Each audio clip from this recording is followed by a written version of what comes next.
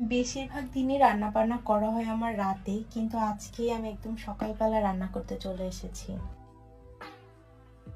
সকালবেলা যেহেতু রান্না করছি, রাতেই সবকিছু রেডি করে রেখেছিলাম। আজকে রান্না করব হচ্ছে ফ্রাইড রাইস। যেহেতু এই রান্নাটা করতে বেশ কয়েকটা জিনিস লাগে, সেগুলো আর কি আমি আগের দিন রাতেই রেডি করে রেখেছিলাম। যেরকম এই যে চিকেনটাতে আমি একটু আদা রসুন দিয়ে আর লবণ দিয়ে রাতেই ম্যারিনেট করে রেখে দিয়েছিলাম। কিছু না দিলেও কিছু হয় না, তারপরেও আমি একটু দিয়ে রেখেছিলাম। আর ফার্স্টে তো আমি ভেবেছিলাম এই কড়াইটার মধ্যে ফ্রাইড রাইসটা করে ফেলবো, কিন্তু পরে মনে হলো এটার মধ্যে ধরবে না নাড়াচাড়া করতে, একটু পরে ওটা চেঞ্জ করে এই বড় পাতিলটা বের করে নিলাম। এখন এইটার মধ্যে রান্না করে নিব। তো একটু রসুন আমি দিয়ে নিয়েছিলাম ফার্স্টে তেলের মধ্যে, পরে ওটা ভালো করে ভেজে তার মধ্যে গাজর আর বরবটিগুলো দিয়ে আমি এগুলোকে খুব ভালো করে ফ্রাই করেছি, কারণ একটু কাঁচা থাকলে আমি আবার খেতে পারি না।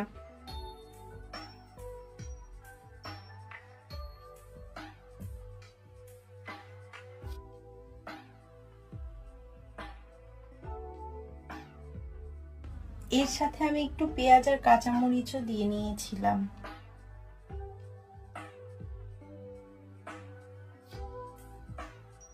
যে ভাতটা আমি ব্যবহার করছি, এটা আমি আগের দিন রাতেই ভালো করে রান্না করে ঠান্ডা করে ফ্রিজে রেখে দিয়েছিলাম, যাতে একদম ঝরঝরা হয়।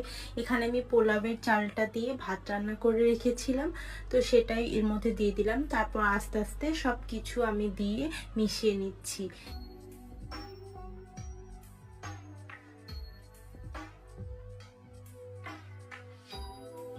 একটু টেস্টিং সল্ট দিয়েছিলাম যাতে এটা খেতে আর একটু মজা হয়।